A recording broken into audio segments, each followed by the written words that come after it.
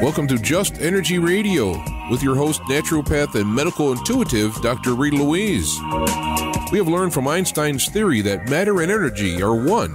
Physicists believe that all systems in nature have their own particular way of vibrating.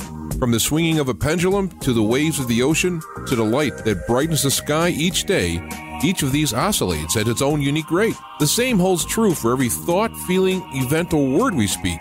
Each has its own frequency or rate of vibration. What many of us don't realize is when we take everything in our universe down to its simplest form, it is all just energy. Join Dr. Rita Louise on a journey through time and space where past, present, and future collide. Today, what you believe may be called into question. What we want to know is, who made up the rules? Be brave and step outside the box. We are about to turn our world upside down and venture into the unknown. Hold on. We are departing our own beliefs and entering alternative realms. Enjoy the possibilities. Hello and welcome to Just Energy Radio. I'm your host, Dr. Rita Louise, and thank you all for tuning into the show tonight. It is going to be UFOs, and more UFOs. Well, and some experiencers all thrown in the mix. Where in the first hour, we're going to be speaking with Mary Rodwell about experiencers. Well, actually, let me get the title. Experiencers, UFO-related ET contact. And in the second hour, we're going to be speaking with Dr. Robert Davis about the UFO phenomena. Should I believe? Just Energy Radio is brought to you by soulhealer.com, where you can find out about all the products and services I offer, including medical intuition evaluations, psychic readings, and energy healing. You know, if there are things going on in your life, if you need some help or guidance or direction on what path you should take, give me a call or drop me an email and we can set up a time for a private consultation. It's also brought to you by the Institute of Applied Energetics, where all of their training programs are on sale through the month of April. Save up to 40% on medical intuition training, intuitive counseling, or energy medicine training. That's www.appliedenergeticsinstitute.com. One last announcement. My latest project, the video icon, Deconstructing the Archetypes of the Ancients, is now available. Well, it was available on digital download. Now you can actually purchase a copy from me, which is cheaper. You can get it from Amazon.com.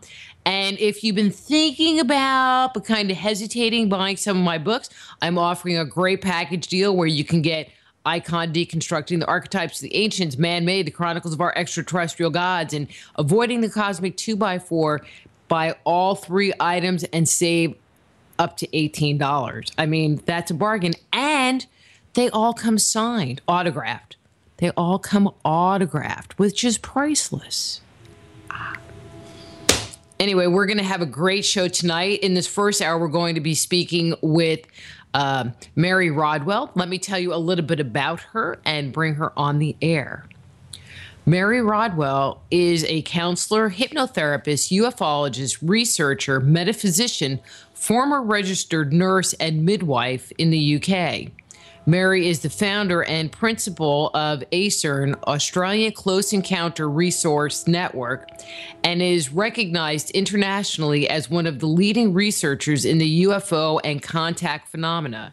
She has lectured in the US, Canada, Hawaii, UK, and New Zealand, and appears regularly in national and international media news programs. She is the author of numerous articles and a book entitled Awakening: How Extraterrestrial Contact Can Transform Your Life. Her webpages experiencer.co and acern.com.au. So please welcome Mary Rodwell. Hi, Mary. How are you? Hi, Dr. Rita, and good morning from Australia. Well, good evening from the United States.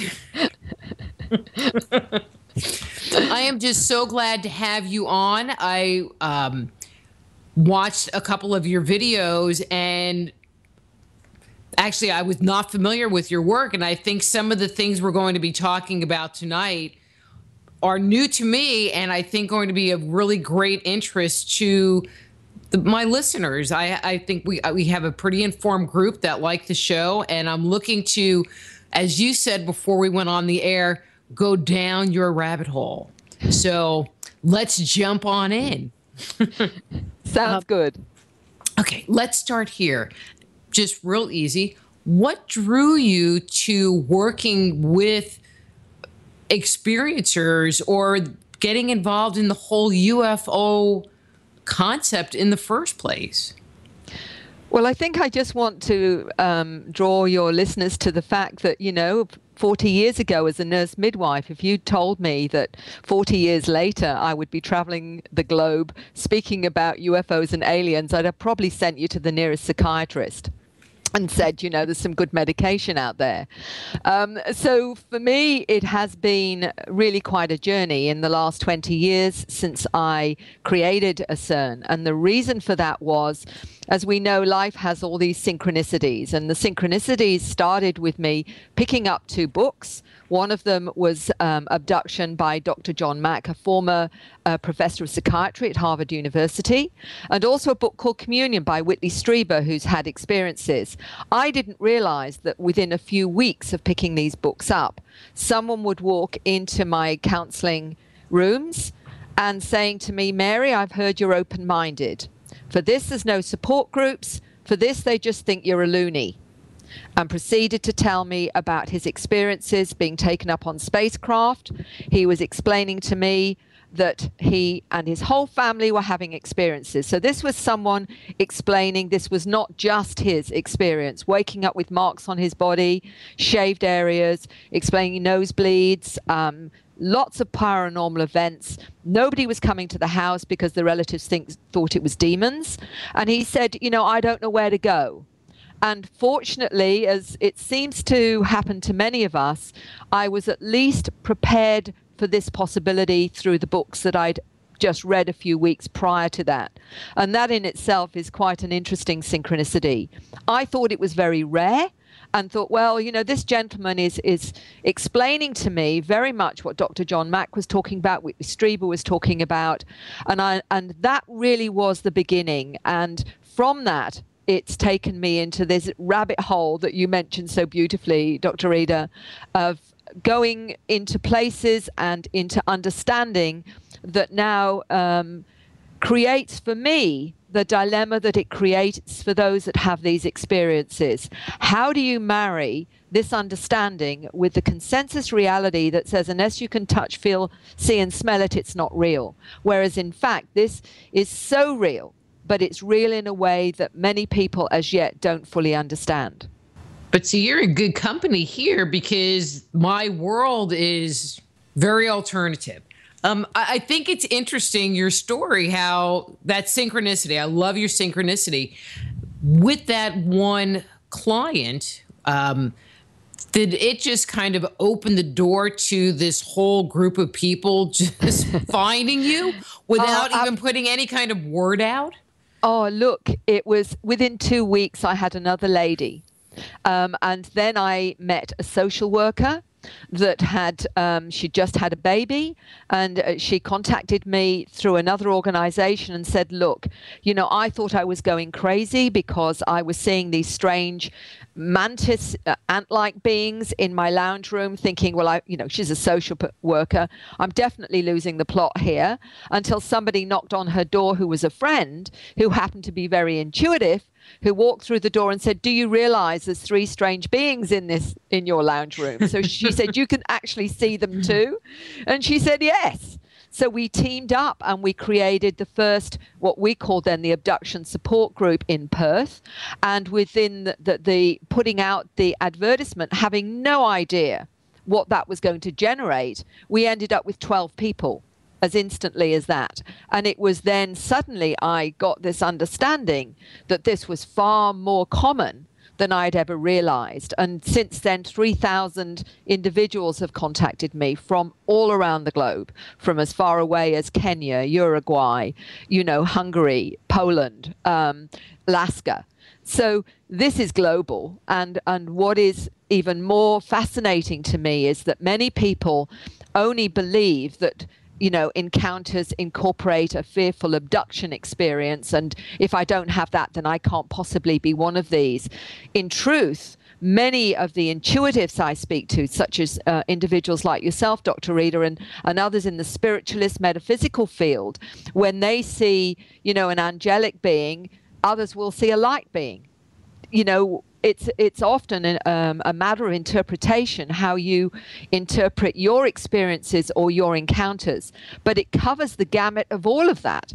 But it depends on your own belief systems and your own programming in how you interpret it. So I've met many intuitives, mediums, clairvoyants, those within the healing fields that have not fully understood that maybe some of the ways they heal and the way they connect to the non-physical realm is actually more, you know, it isn't, and it may be what they interpret as spirit guides, you know, their higher self, their superconscious, but also may very well be some of these intelligences that have been visiting us all through the ages that were seen as gods. And I know that you're well informed on that because of our previous quick conversation.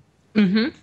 Well, and I find it interesting that where you're going, the road you're going down is to talk about these non-corporeal beings versus, you know, the alien comes in their spaceship and lands on your lawn and takes you out. I mean, which is most people's vision.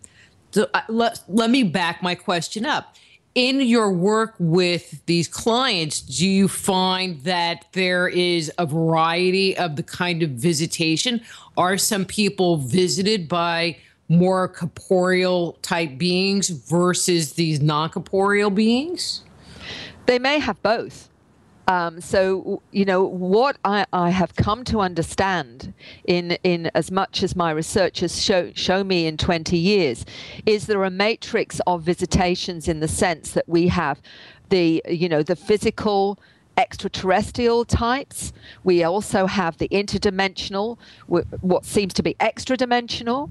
We also seem to perhaps be visited by what we would call time travelers, you know, beings from what we would term our future. And understanding that perhaps time is a linear concept, which is a third-dimensional concept, and that in fact many of those that have experiences seem to understand that many of these intelligences are able to manipulate what we call time. They can expand it. They can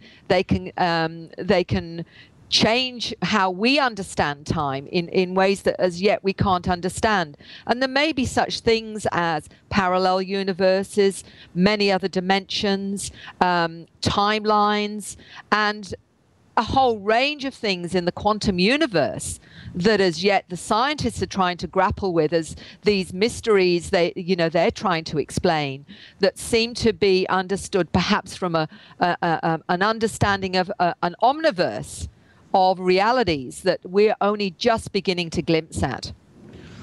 But I think the notion of non-dimensional, non-corporeal beings, whether from this dimension, you know, regardless of where they're from, let's just not even go there in this moment. There is a long documented history of a belief in these beings interacting with humanity, whether you call them a god, whether you call them a spirit guide or an angel or an extraterrestrial, which is just, to me, another label that you can put on this being, that I always find it interesting and joke around that the scientists need to go down to the metaphysical bookstore and buy a couple of books and maybe they would understand what is really going on.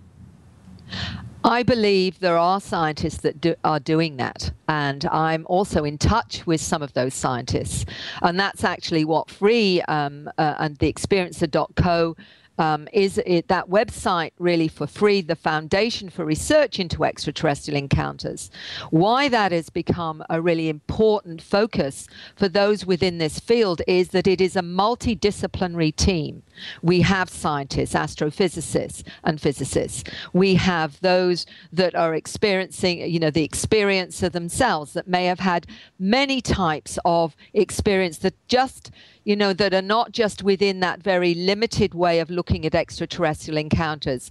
Many of them have near-death experiences, out-of-body experiences, may understand their experience as being them being a hybrid, for example, or a walk-in. Is another term some people seem to feel is their experience. And it may be a whole combination of all of that in terms of their encounters or their interactions with these intelligences. However, their lens, whatever lens they're wishing to explore it in. And so what we're trying to do with Free is understand that this is a matrix of experience and different interpretations, which is showing us that we live in a multidimensional world and that we are communicating with them, as the indigenous peoples already know.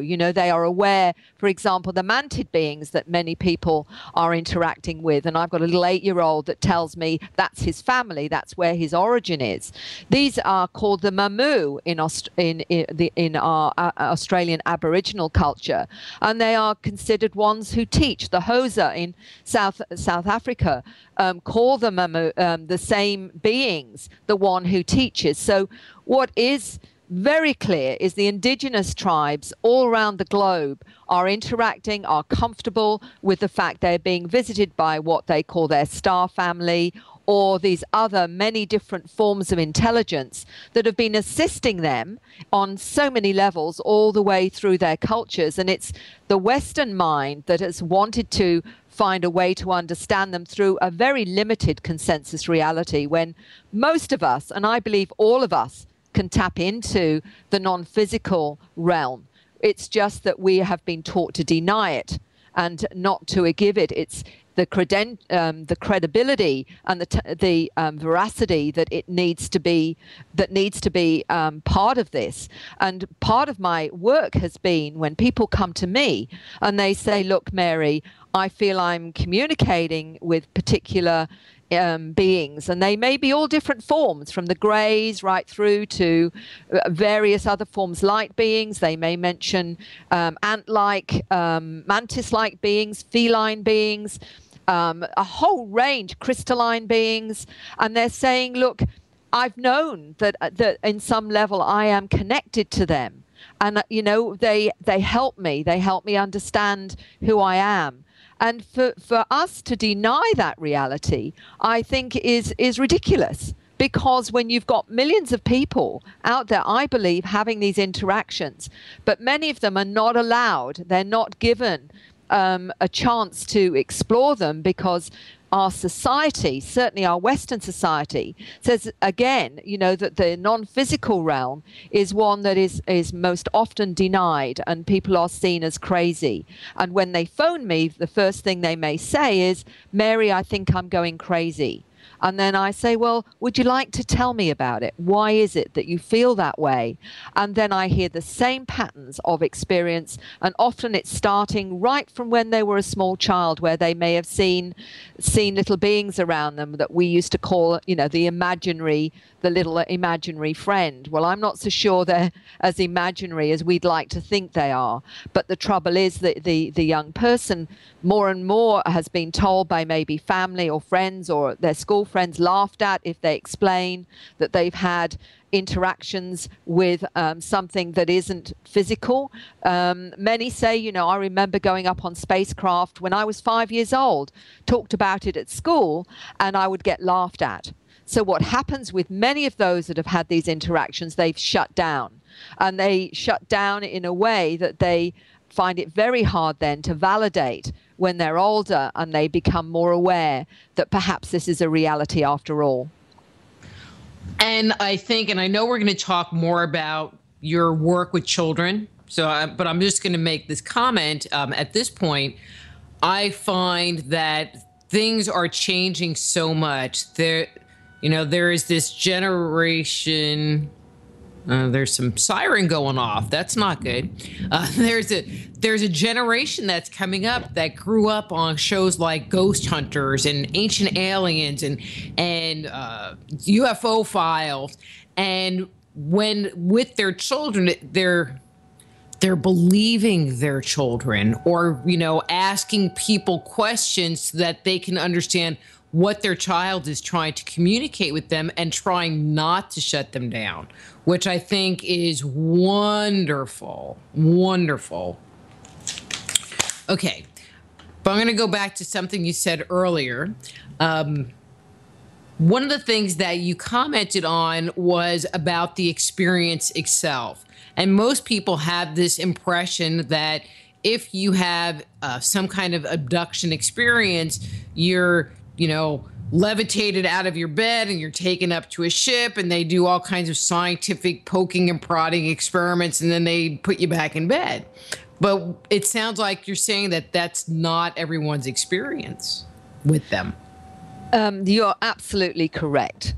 Of the 3,000 odd that I have so far supported one way or another, what is really important for people to understand is the ones that are traumatized through one reason or another, and sometimes I must say not necessarily because of what's happened, but because of what they've anticipated might have happened. They may just be fearful of the unknown. And that's only about 25% of the 100%. The rest of those that contact me, which, we use the word star seeds or star kids or whatever, these are individuals whose experience is far more conscious and far more profound in the sense that they have a deep sense of knowing. They will say to me, Mary, I've always felt I'm not from here, that I've got another family and it's in some other part of the universe. I don't understand, humanity. I think it's very uncivilized and very barbaric. I don't even know why I would have chosen to come here. My body doesn't feel right. I don't understand how things work here. They will explain that they feel they've got a mission or a purpose, and whatever it is, they're not quite sure of. Many of them also manifest very unusual expressions of their contact. And by that I mean they may find themselves writing strange, unusual scripts. Some of it looks like shorthand or a mix of Chinese or Arabic. They've got no idea why they're motivated to do these kinds of expressions. Maybe geometric art. They find themselves drawing the beings that they feel that they're connected to. And some of them come out with strange languages that as yet, we call them star languages, but they may actually be able to identify from where these are from. And I know this may sound really strange to some people who hear this, but to me, you don't manifest all these things, out of a fantasy. Because they're as confused when they do these things as anyone else that's looking at them. But I have files of scripts and strange, unusual writing that people have sent to me from all ages. Even small children have written these scripts at 3, 4, 5, and 6 years old and saying, look, Mummy, these are important. Children talking about going through walls and being taught on spacecraft at 5 and 6 years old. A 4-year-old drawing a triangular craft and saying this is where he goes and draws an energy field around it. And I say, children don't, watch talk shows. They don't read books on this, and yet they are speaking of profound concepts that a 4, 5, 6, 7, or 8-year-old should have no knowledge of, and yet they do. Unfortunately, their parents often seem to be able to accept this more because they've often been experiencers, because this does seem to be intergenerational, that each generation seems to have a link to these intelligences. So I often say, look, were your parents, either of them, very intuitive or felt things were going on? Or, even grandparents, and they'll say, oh, my grandmother was really intuitive. She was quite psychic or whatever. And they can actually see the links going right down to their own children that are coming out with this kind of information. So there is an intergenerational link, and there is a suggestion, which to me appears to be very clear now, that each generation is an upgrade, if you like, in terms of in their awareness or their multidimensional awareness. And this is where I talk about the star children, these children that are coming in now, that are really amazing. And, we can perhaps talk about that a little bit as well, because the parents write to me and say, this is what my daughter or my son is saying. And I've had experiences, how do I support them? Exactly. On that note, there is so much controversy. I'm going to kind of take it into a weird place. There's so much controversy about autism, whether it is because of immunization or whatever. But one of the things that you find in those children at the same time are these very advanced skill sets in certain areas. My sister has an autistic son, and he brings through all kinds of beings. It's a very interesting house to go visit. Anyway, how do they fit into this whole thing? Do you have any thoughts or comments? I actually think you're spot on. And one of the things that I've been exploring, because so many parents that have had experiences talk about having either a child who has Asperger's, maybe ADHD, maybe a bit of both. They may have certain types of autism, which we're discovering these children appear to be telepathic, and also even dyslexia, perhaps. And I kept wondering, because you do a lot of wondering, trying to connect the dots. And I thought to myself, if I was an extraterrestrial intelligence, and I know that the programming on this planet was inaccurate, and that people are being programmed into a limited understanding of their reality, let's make it harder for them to be programmed. And that to me seemed a very logical way to go. And I've got two scientists that have actually confirmed my hypothesis around this. And I'm just going to say what Dr. William Brown, who's got a Ph.D. in biology and cellular and molecular biology, who actually sent me what he feels about these children. And he said this. He said, I believe, he says, that genetic modification is occurring right now in utero and is actually producing a new human. This is shown by the exponential increase in autistic, ADD, and indigo children. The new genetic architecture allows them to see the world in a multidimensional fashion. And I believe research would show dormant genetic regions are being integrated into the biological system, and this is occurring in all of us to produce expanded awareness. Their brains are working faster, they have access to more information. In classroom, learning is much faster than normal. I believe they already know what's being taught, and the intrinsic understanding of certain knowledge and information goes down to biomolecular level, where sentient activity of the brain actually takes place in the atomic structure of the DNA molecules. It's transgenerational information and encoded, as I say, it's encoded in the DNA. Now, that was fascinating to get confirmation of something that I had been looking at as a possibility for some years. And I'm now in contact with another scientist in Europe who, she calls them the letter people. And she said these programs such as ADD, ADHD, Asperger's, she said, are letter people. I do not believe the theory that these are broken genes, but instead offering a new multidimensional skills to prevent limited reprogramming of a third-dimensional reality. And it's not so simple as foreign DNA. It's a combination of genetically improved bodies in combination with souls from different places in our universe, incarnating in these improved bodies. The souls have different frequencies and vibrations depending on their evolutionary status, and that plays a role in activation of the DNA in a particular body. And this scientist is an experiencer, and she is actually going to be more open about her own background, because she sees herself as one of these letter people, and how you can support them through diet, through understanding, and other methods that will enable them to function better, so they're not blitzed with Ritalin and all these other things that are being put into place in these young children, where they are, programmed again out of this awareness. Well, they are just so sensitive. They are just open to receiving all of the energy around them. And a lot of the times the energy is very discordant, angry. I think I would act out if I had to just feel that bad all the time. And this is exactly it. What if we really understand that these new children have the ability, and many of them are able to pick up your thoughts. I had an email from a lady just recently who told me that her 3-year-old daughter is without doubt reading her mind. And she said it's become very, very difficult, Mary, because she's not only reading mind, she's reading the mind of those around her. And she said, have you ever tried to keep your thoughts pure and with integrity all the time?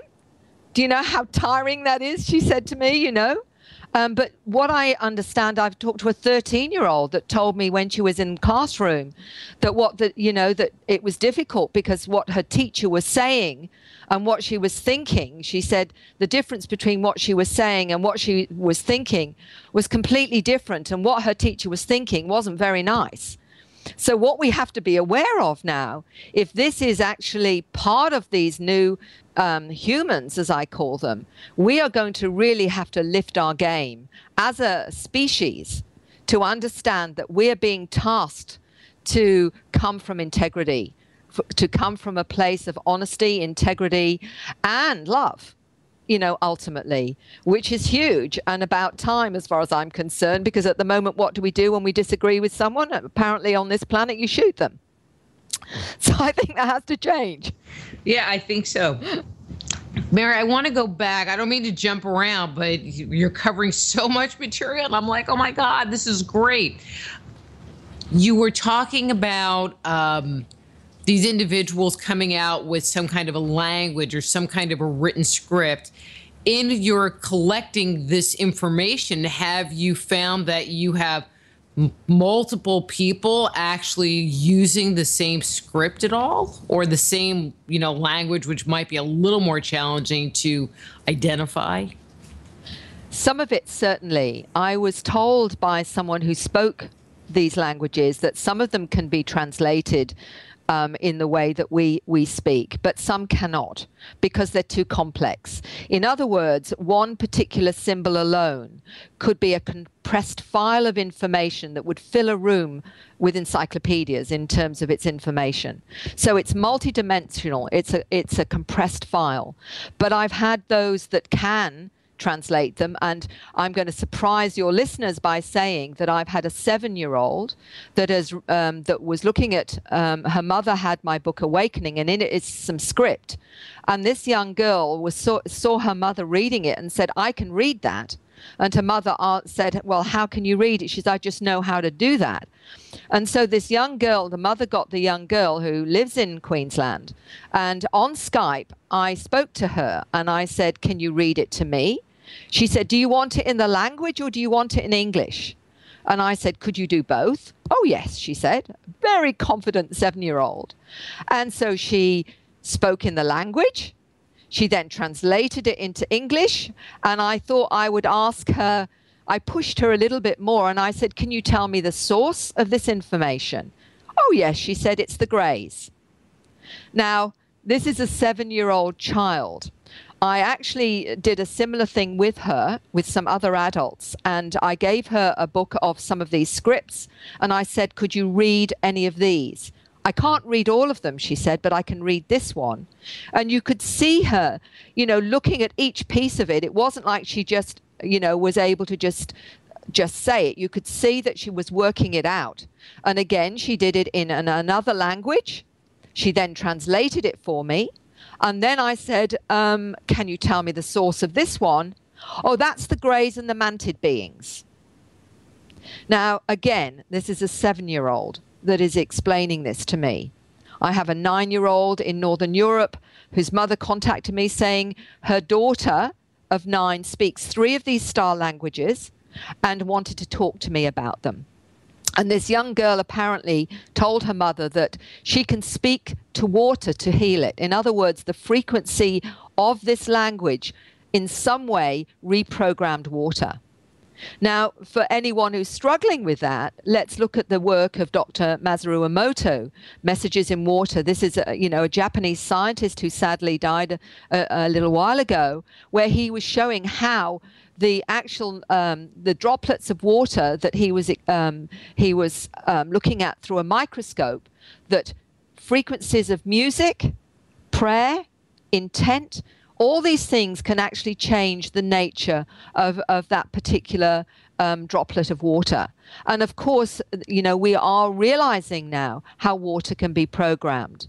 And what we're really hearing is that she's speaking a frequency that alters the nature of water. And this is, I've heard others say that they're aware, including this scientist, that you can reprogram water. So what really all we need is enough of those from both sides of the fence to understand that just because the language is different, it may actually be saying the same thing.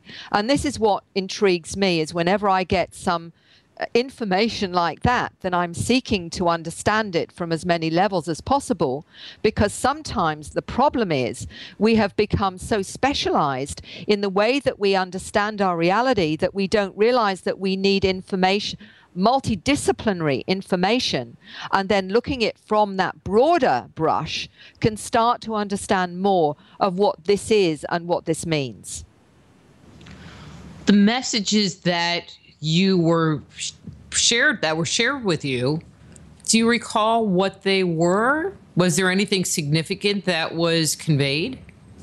Yes, and the first information from her was they were talking about the planet.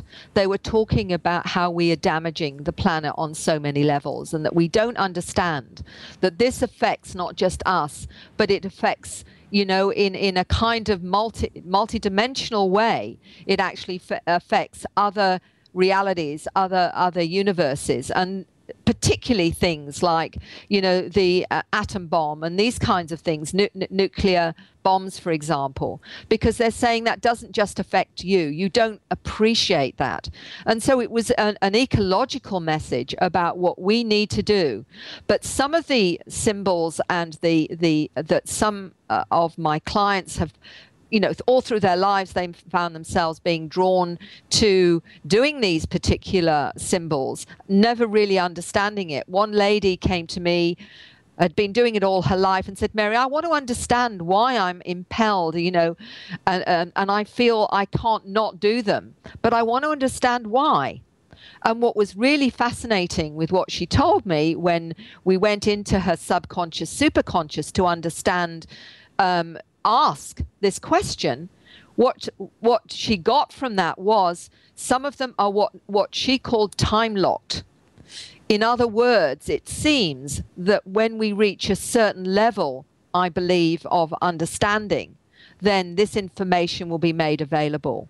And the way that I've interpreted that is that we are, I think, as a species now, we are shifting in our awareness and our consciousness. And it's almost like as we upgrade, whether our biological system, I call it, the hard drive, the biological hard drive, we only use 5% of our DNA as far as we understand. We only use 1/10 of our brain capacity. Nature does not waste its time by creating what isn't useful. So what is it for? My sense is, and I have got absolutely no idea whether I'm correct, but I'm a pretty logical kind of person. And to me, logic dictates that maybe we are now reaching a point where there will be some kind of shift in our awareness and consciousness, that we actually get switched on in every sense. And we're going to become like the supercomputer. And with the supercomputer, we're going to need new software. So I'm wondering whether all this data that's coming in that we can't understand as yet is the software for the new superhuman, the human that we're all evolving into, perhaps. But that is one idea that I have of we're always trying to work these out, aren't we? And certainly I am, and I'm trying to logically work out what is the purpose of all these interactions where people change after their experiences, dramatically change in terms of their attitude to the planet. Many of them become healers. Many of them, lose interest in materialistic values. Many of them seem to be driven to look at everything from astronomy to quantum physics and have downloads of these kinds of complex information. What is it for? Unless in some way these intelligences, which I believe are a part of our own genetic heritage, are assisting us to reach a point where we can become part of maybe the galactic community, but we've got to grow up first and mature, and they're giving us, I suspect, a helping hand. That's how I've interpreted it up to date. I've no idea whether I'm right, but that is, I don't know if anyone has the complete idea. I think it's far too complex in many ways for us to make any categoric statements, but that seems to be the broad brush that I'm looking at the moment. But it seems that they have been helping us all along from deep, deep, deep, deep, deep antiquity. And you read the mythology, and the gods taught us agriculture. The gods taught us how to use fire. The gods gave us clothes to wear. The gods taught us how to work with metal. The gods taught us everything. And so if we're upgrading, I don't know that we would be upgrading due to our own hand. That even people that are creative geniuses, in my opinion, kind of channel that information in from somewhere and then manifest it on the physical plane. I agree, absolutely. And this is my thinking too, is that many of our geniuses, everything from Leonardo da Vinci to Einstein to Tesla and all of those, I believe that these intelligences have used them as a conduit. They often say that when they got these inspirations, they went into a meditative state, for example, or they got them in a dream state. This is the way it's happening now. This is the way it's happening to, I believe, millions of people across the globe. And I actually don't think it's just a few select people. I think we're all, as a species, being upgraded, depending on our personal awareness, our personal acceptance. And because we're all different and we all perceive the world differently, our experience of that is different. And our experience of that will depend on also our receptiveness to change, our receptiveness as an individual to want to, become a better person and a more loving person, a more multidimensionally aware person. All of that is integral to each individual. So that is why we experience it all differently. As a nurse, you have 5 people who have an appendectomy. Every single one of them will have a different experience of that appendectomy. And this is the same with every experience that we have, from, our families, our childhood to our education. We all see the world through a distinct window of our own programming and our own awareness and our own receptivity to those changes. And so instead of being exclusive, I think that what we have to do is listen to every window of reality that we're hearing from all these individuals that are having these experiences, because that is giving us more of an understanding of the broader picture of reality. Because at the moment, I believe we're trying to understand something through the eye of a needle, when in fact we should be listening to one another, because with more of those patterns that they experience, the more we may have a better understanding of how this is happening. Because yes, I believe there are our ancestors. They are the ones that created us to be on this planet. And this seems to be happening through the galaxies, according to some of my clients. I have an 8-year-old that tells me that they create portals into other universes and they seed other universes.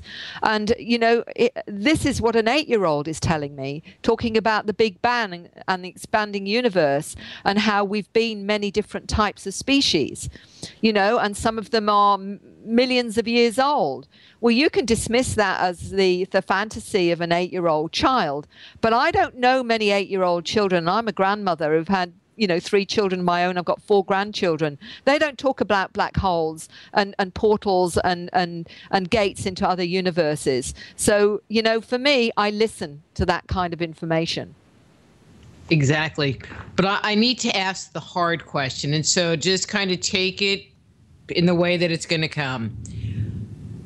What makes you believe that the information that they're sharing with us is not being used to manipulate us into being a more subservient culture for some other diabolical purpose that we don't know about?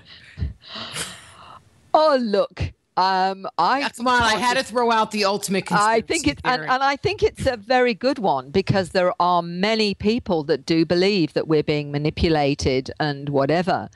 Well, let's start with human manipulation, shall we? I don't really want to get into how we're manipulated over the TV, over everything we're reading, and the disinformation. And I sort of put politicians along with car salesmen in that sort of view. In fact, I'm not sure if there's an equal dynamic there or whatever. Look, we're manipulated all the time, but my reasoning at the moment is this. If we're being manipulated into being more loving, more caring, more aware of the matrix of reality, and that we are inhabiting a multiverse or an omniverse with other intelligences, then, on one level, if that helps us to grow spiritually, for me, that's a pretty good way to go. At the moment, we're killing one another if we disagree with one another. The other thing I'd like to say is this. If these intelligences wanted to do that, well, we were only not so long ago just learning how to create fire. It's really interesting to turn us into mindless robots, right? And biological fodder at that point. Why wait till we have weapons to shoot down craft and whatever? That doesn't actually sort of logically make a great deal of sense. So, for me, they've had plenty of time, because, they've had all the ability to do that over millennia. So they haven't. So, yes, they're certainly, and I don't know if all of them have the same mandate. I can't say, because there's so much I don't know. But all I'm seeing is that the people I meet that have had encounters, when they embrace that understanding, when they feel supported by these intelligences, they're actually really nice people. And you know what? If we're being manipulated into being good people, personally, I don't have a problem with that. But I may be just another one being manipulated. And, I'd rather live in a society that is honoring of one another and loving of one another, even if that's being manipulated, than one that says, you've got a different color to me, you believe something different, so I'm going to shoot you or behead you. I mean, to be quite honest, that doesn't resonate with me.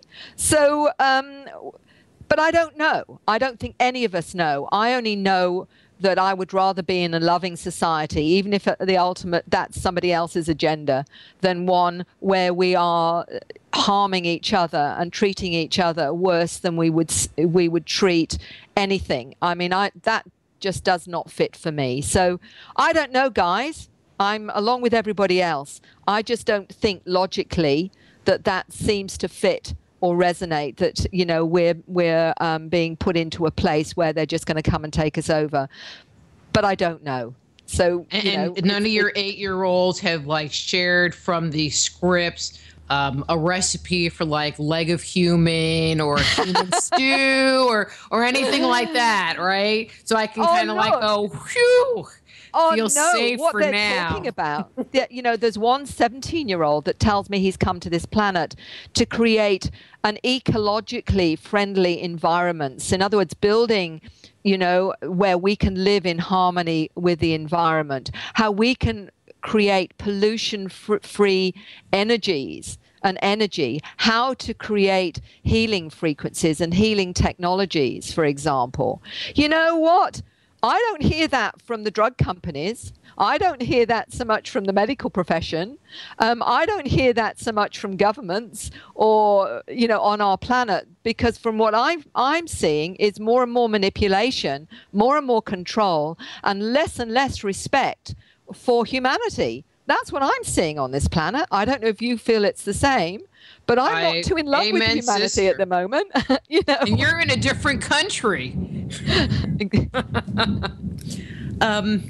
One of the things that I wanted to ask, are there certain things that trigger these changes in people? It seems that whatever goes on within their interactions, and some of them may not always go physically, by the way, to these craft. They may go what we would call astrally, or their consciousness goes to these places and they appear to be taught things. This 8-year-old said that when he goes up on the craft, and remember, this is not hypnosis, this is conscious recall with a couple of his friends. He says that he will, you know, sometimes he's in a kind of tube where he can't move and there's beings watching him, and blue beings. And I said, do you know what's going on? He said, oh yes, that's my yearly medical exam. But sometimes I'm on the craft with some of my school friends, and we use our brain waves to learn things, to learn how to manipulate matter, to learn about things like black holes and the true nature of humanity and where we're going. So, you know, he's got all conscious recall of exactly what he's learning. And it all seems to be about us finally discovering our potential. This is what I'm getting from the children. And they are saying, you know, that we have to change. And the only way we're going to change is when we come from integrity. And they are, many of them, as I say, are able to, you know, tap into thought and also manipulate matter and all these things that I think we have to be grown-ups to do ethically. And my sense is that, you know, why these people that have experiences change is because they understand finally that we're all connected, that in fact we are all part of this consciousness that we call humanity, and that what we do to others ultimately impacts on us as well. You know, and that's all the spiritual teachers were saying. The same thing is, don't do to someone else that you wouldn't like done to you. And you know what makes a great deal of sense to me? Okay, I had a question in my brain and it just went, whoop. Do individuals have to have, I'm going to say conscious contact with these extraterrestrials, or go up in their ship? Can they have an experience where they think they're communicating with their higher self, or they're channeling, or they are in a contemplative state and they just bring through this information to automatic writing? I mean, would this also be contact with these extraterrestrials potentially? Absolutely. And I found many clairvoyants, mediums, you know, we call them psychics, mediums, whatever. It's, you know, I call them intuitives. I think many of them are literally accessing that information, and they're being assisted to access these downloads, as one 8-year-old called knowledge bombs in her head. And some of them know exactly who's giving it to them. This 9-year-old in Europe told me she'd got 2 beings that give her information. One is a little green ET, and the other one's a blue being that she has a name for, Imoko. And she said they actually teach her about the origin of the species, what her role is in helping her family wake up. Also other potentials. She taught them about, called it 7 different books in terms of what, even understanding the source, which she called an ultra-terrestrial that lived in Dayland, which is the land of light with the angels, is how she described it, and it had no gender. This is how she explains it. So what I believe many, the intuitives are doing, they may see, they may call them spirit guides, they may call them their higher self, superconscious, oversoul. If someone who's very religious may see that as angels, or they may see it as, either ascended masters or Jesus or Buddha. To be quite honest, I think the information comes in a way that particular soul or individual is able to process it. So it comes in, fitting in with their own personal programming, whether it's educational, spiritual, religious, or whatever, so that they can process it to a point where they're ready to look at it from a broader perspective, a more universal kind of spirituality, which I think ultimately is about us realizing that we're only ever seeing things through a very limited lens, and that we have to expand on that to embrace, I think, our galactic heritage is how I understand it. Exactly. And just a little comment, one of the things that I have found in my work is that, and not work, but conversations with people, is that many people that are intuitive, and I'm going to say of my generation, your generation, not this new group coming through, are all dyslexic. All of them. And it's like, you too? You too? Where do we go from here? We have about 3 or 4 minutes. Where do we go from here? Where do you go from here? That's a good question. Do you get to get back out of the rabbit hole? Look, I've got to a point where I've just got to trust now, because it is, I could go in so many different directions with my conscious mind and have not a clue where I'm going. So I've learned to trust on some level what I call my soul journey, that it will lead me where I need to go next. And I have an overwhelming passion for the children, and being there as a support for the parents with these new children coming in that are being born into a very confusing matrix of realities. So they're of particular focus for me, but I think we're heading towards a really important time in humanity's growth, and I'm not sure any of us really have an idea how that's going to unfold. I think it's a time of trust, and a time where I think we'll be led and guided by perhaps other wiser intelligences and more cluey intelligences than we are in our conscious mind. And for me, I trust now that wherever I'm supposed to go to help with whatever this may be, that I will be guided to where I need to focus my energies. And that feels cool for me. I've given up trying to control my world, because I realize I can't control anything anyway. So why bother? I will just wait to see what each day unfolds and tells me. Do you believe that where you're receiving guidance from is coming from extraterrestrials? And if so, who or what species, or what are they, how would you classify your non-corporeal beings? I classify them as very loving and very tolerant of me, because I'm such a skeptic. And so, if I ever get information intuitively, I say, right now, guys, you've got to prove it. And so down the track, you can bet your bottom dollar they do, because I've always said I'll stop listening to you as soon as you give me something that isn't gonna make any sense, or I can't prove it in any way. So they're pretty good at giving me stuff that I can one way or another understand or prove has veracity. And they, as I say, they appear to be very loving and tolerant of me. So I'm very grateful for that. And to be quite honest, I think you know very well that we all have that guidance, whether you call it guardian angels or whatever, guides or whatever, whether that's our higher selves, our oversoul, or whether or not that's all of the above, really to me doesn't matter, as long as it's loving and helps me live my life with integrity. So I'm very grateful for that. So if they're really going to use me just to eat me up at the end of the day, well, I hope I taste okay, because I'm getting on a bit now and I'm probably a bit stringy. Mary, our time is up. You are great. If somebody wanted to get a hold of you or find out more about your work, where is the best place to send them?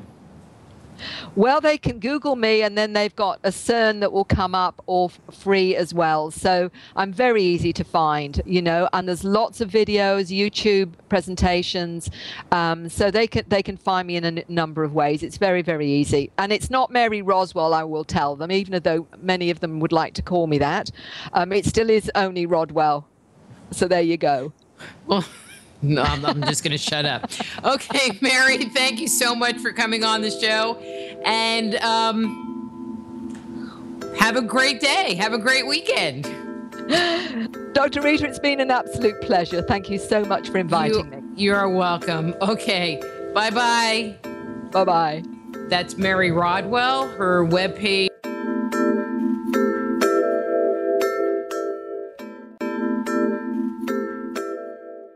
You're listening to IRN, the Inception Radio Network, Chicago, Illinois.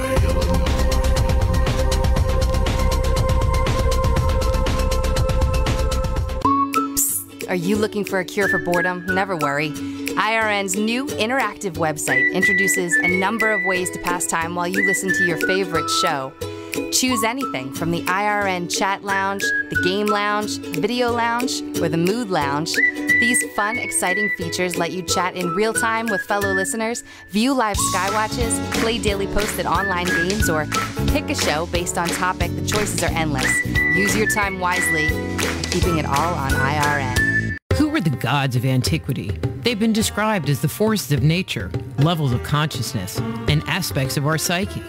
Stories that depict their incredible weapons, their flying machines, and their amazing adventures are characterized as being the product of our ancestors' fanciful imaginations.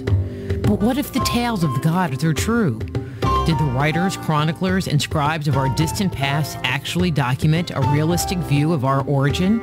My latest book, Man-Made, The Chronicles of Our Extraterrestrial Gods, looks at our most ancient legends. Learn of the torrid romances, elaborate plots, violent scandals, and conspiracies that played out in antiquity. Find out the role the gods played in the life and culture we have today. If you want to find out the truth of who we are and where we come from, order your copy of Man-Made today. For more information, go to www.manmadethechronicles.com. That's www.manmadethechronicles.com. Hello, Inception Radio Network listeners. This is Amanda. Remember, you can take your Inception Radio shows on the go.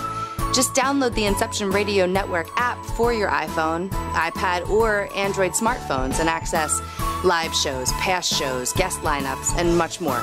Just visit the iTunes Store or the Google Play Marketplace and download it today for free.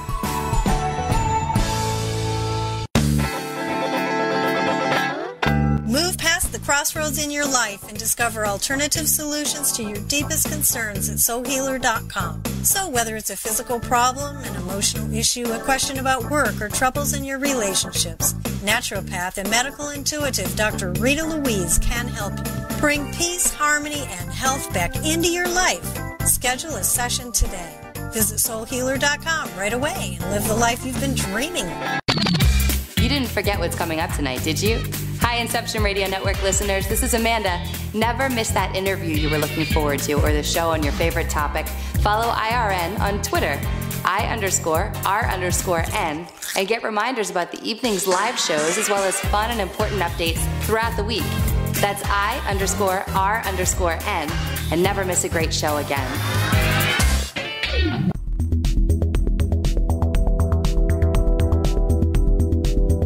We only have a couple of seconds before we have to get back to the show, and I want to tell you how you can jumpstart your intuition today. Using my free 50-page introductory guide filled with simple, revolutionary, and proven techniques, you can ignite your intuition and tap into your inner wisdom, all from the comfort of your own home. The Institute of Applied Energetics is the leader in online home study instruction for those interested in becoming a certified medical intuitive, intuitive counselor, or energy medicine practitioner. Now is the time to transform your life and take it to a completely new level. Discover who you are and how you work. Open the door to the world of intuition, health, and healing. You can jumpstart your intuition right away by going to www.appliedenergeticsinstitute.com and downloading our free guide. Get the opportunity of a lifetime and live the life you deserve. Download your free Jumpstart Your Intuition guide today at www.appliedenergeticsinstitute.com and begin living a life filled with passion and purpose.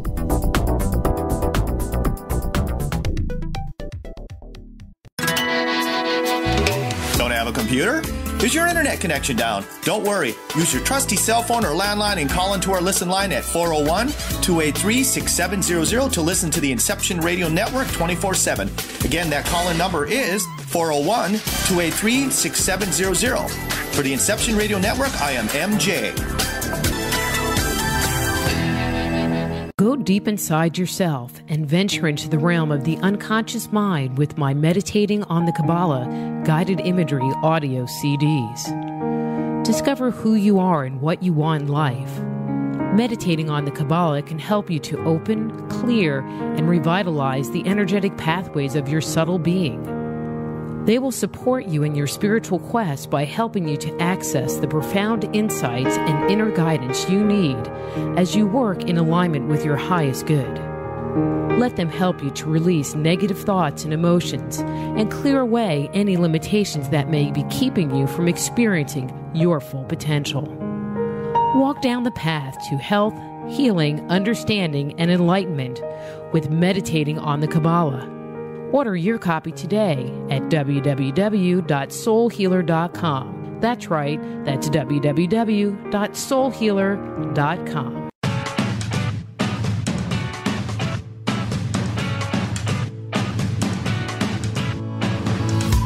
Hello, Inception Radio Network. Would you like your favorite show to be played again live on air? Well, now the choice is in your hands with IRN's live request portal, an easy way to request your favorite show with a simple click. IRN's live request portal now gives you exclusive access to all the shows. How easy is it? Simply type a show name or a guest name, click request, even write a dedication message, and that's it. Try it now. Simply visit InceptionRadioNetwork.com, click on the live request tab under the show menu. Now playing your favorite show is just a mouse click away.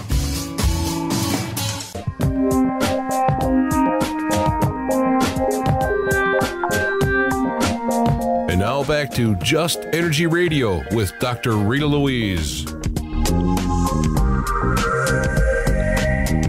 Hello and welcome back to Just Energy Radio. I'm your host, Dr. Rita Louise, and thank you all for staying tuned to the second hour of the show.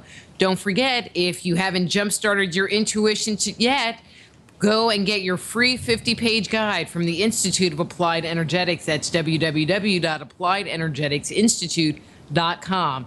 And while you're there, check out all of their training programs. You can learn to become a medical intuitive counselor, or energy medicine practitioner, all from the comfort of your own home. That's www.appliedenergeticsinstitute.com. And I know you've been wanting to get a copy of my new DVD, Icon, Deconstructing the Archetypes of the Ancients. Go to soulhealer.com. We have some great packages going on that you can have some, I can talk, you can get some excellent savings. So soulhealer.com, get your copy today. And if you don't want to buy the DVD, you can get it on Amazon Digital Download, $1.99. What a bargain. You can't even get a Starbucks coffee for that much. Not even a grande for that much. Anyway, so in this hour, we're going to be speaking about UFOs. Should I believe? And to do that, we're going to be speaking with Dr. Robert Davis. Let me tell you a little bit about him and get him on the air.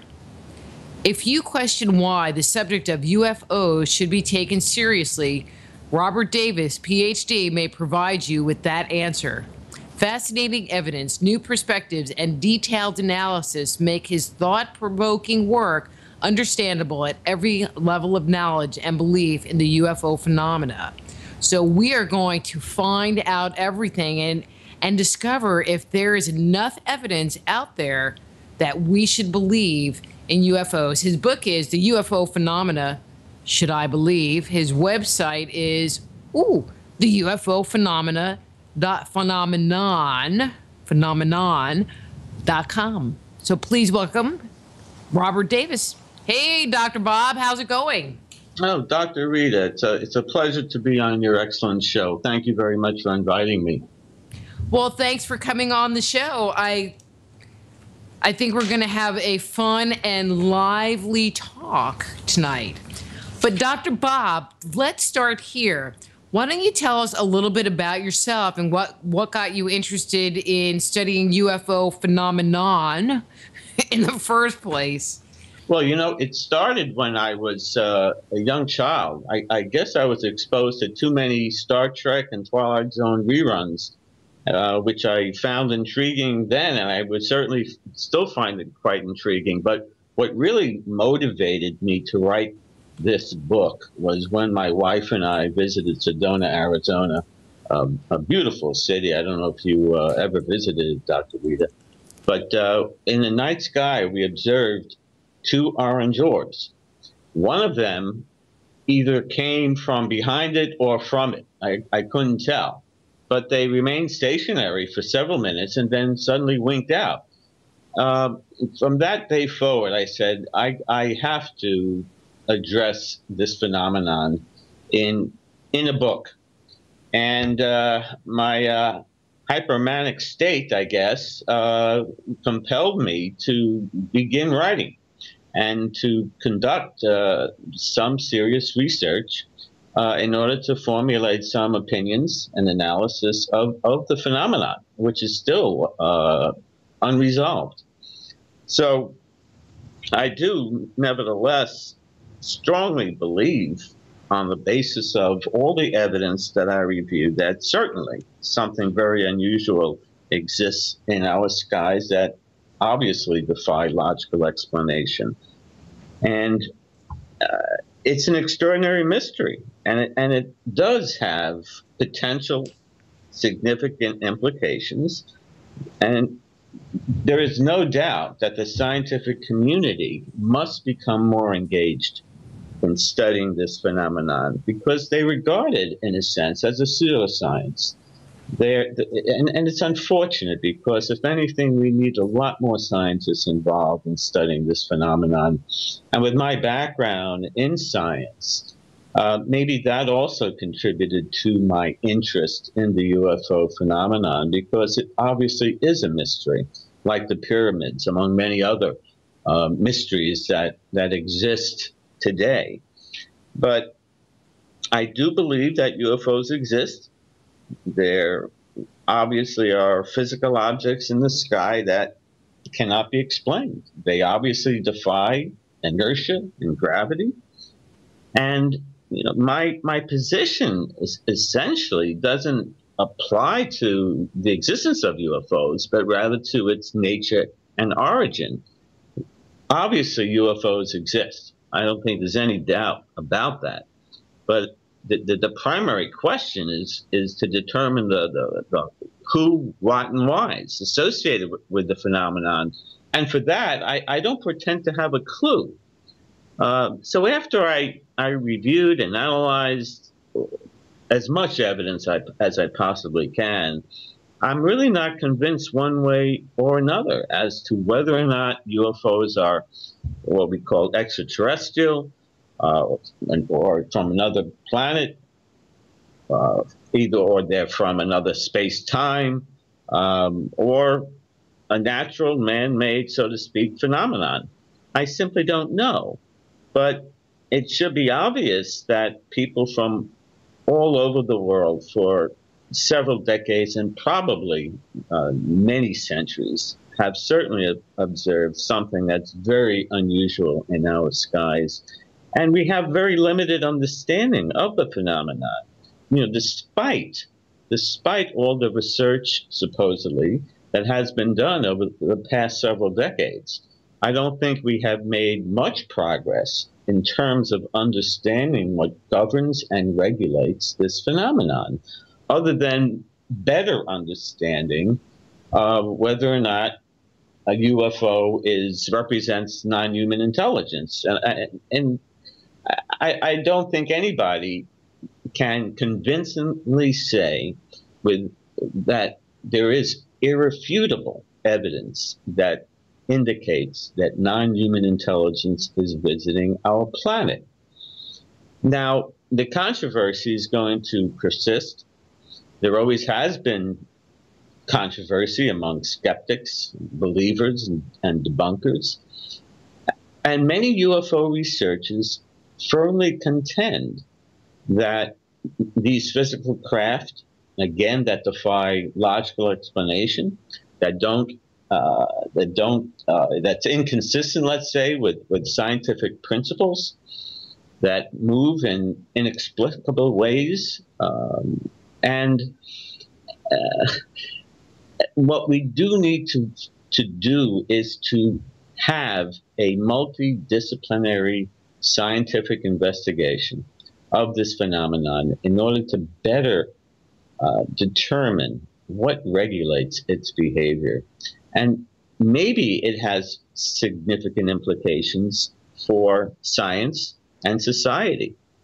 Okay, but let's back up. Let's back way up. I mean, one of the things that you mentioned is, well, we don't really know where they come from. We don't know, what they are or whatever. And on a lot of levels, we haven't gotten past the point as a society that we can even say that they're here.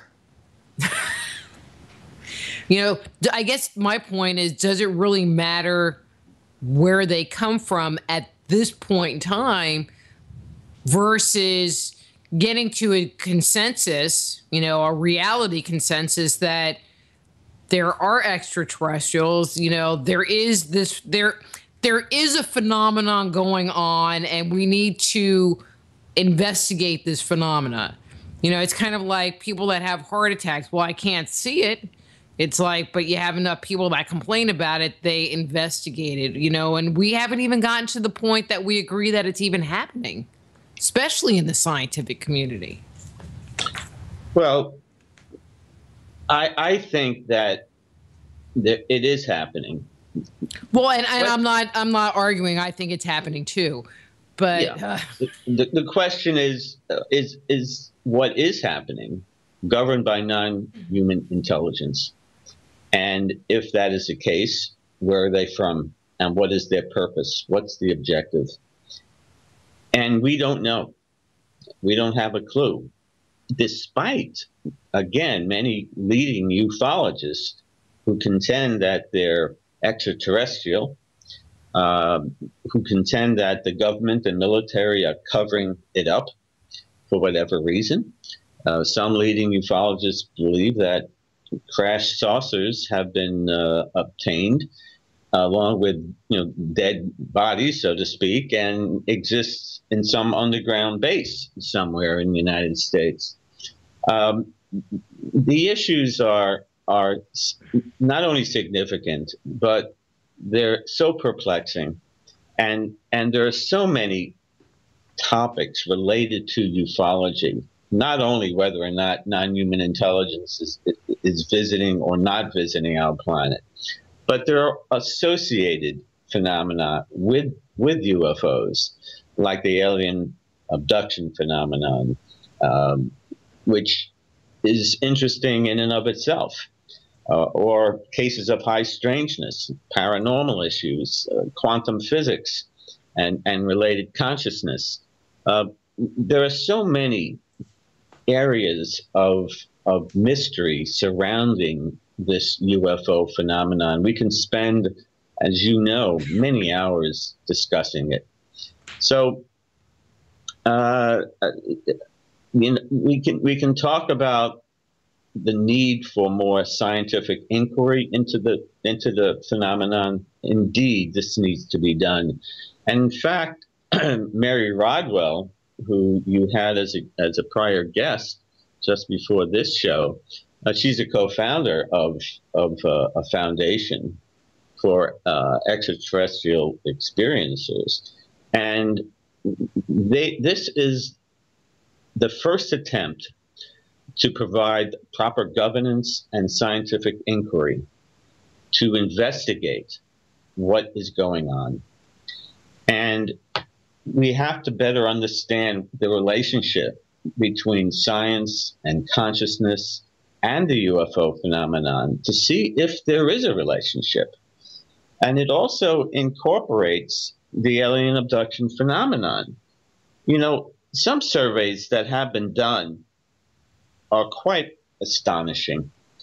I mean, like the Kathleen Martin and Denise Stoner one? That one I thought was really good. Exactly, Dr. Rita. That's a very good point. And the results of that survey, along with the results of the survey that's being done by the Foundation for Extraterrestrial Encounters, are enlightening. in the sense that so many people are having such unusual experiences with other entities, let's say. And the problem is maybe this phenomenon, alien abduction phenomenon, will provide some keen insight into the UFO enigma, because we don't have, at least in my mind, tangible, irrefutable evidence that non-human intelligence is visiting Earth. But I mean, if you think about it, they're kind of tricky. You know, they fly around and then they take off. It's not like we can go and get one and put it under a microscope. We can't go into a jungle somewhere and capture one and you know, and dissect it. And so everything we're doing is from cryptic photographs from people's cell phone. And, you know, and so, you know, even in the data collection, I'm not talking about the experiencer part, but in the actual UFO type craft and UFO sightings, we don't really have, we're not at luxury to sit down with it and examine it, because we don't have anything to examine. It's elusive at best. I mean, unless, you know, they got those crafts from Roswell and they're in the hangar and they're studying them and that whole conspiracy. But anyway. You're exactly right, Dr. Rita. I confirm your statements. And that's why I lack some conviction about what is governing the UFO phenomenon, because there is no tangible evidence, at least in my mind, despite the contention by many ufologists.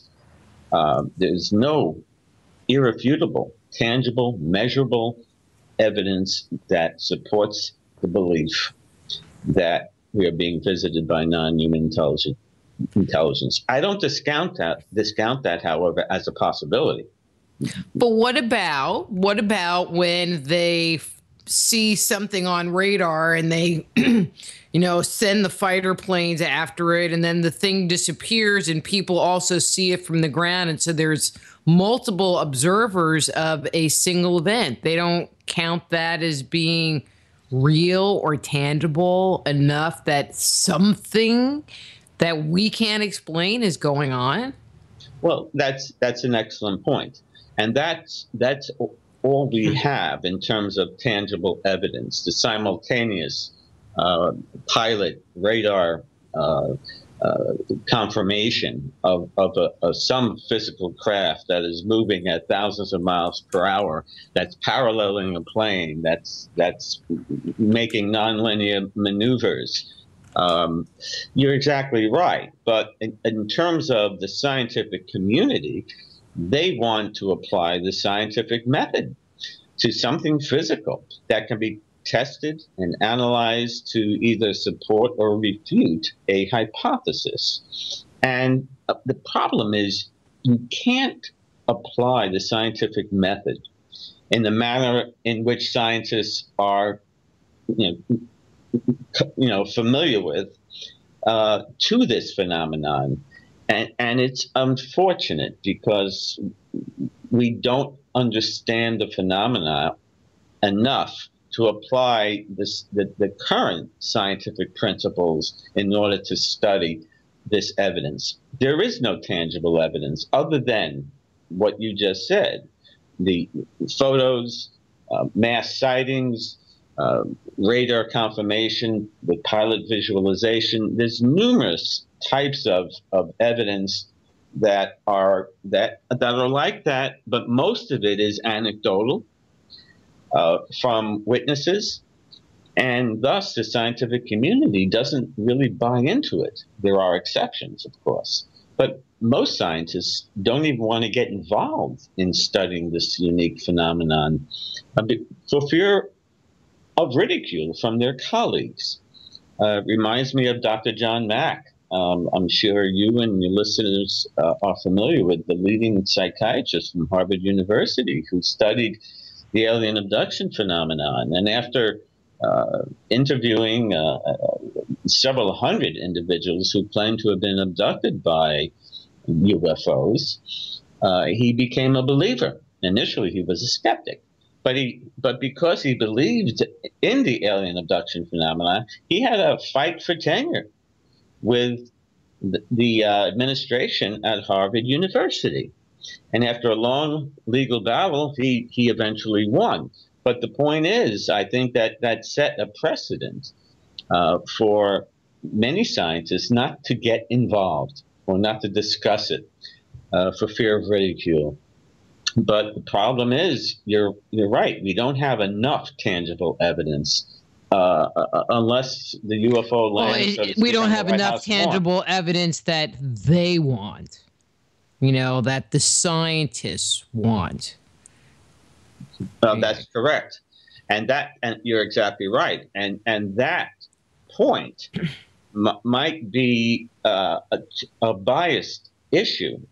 Thus, we cannot probably apply current scientific principles and thus a scientific method to properly understand this phenomenon.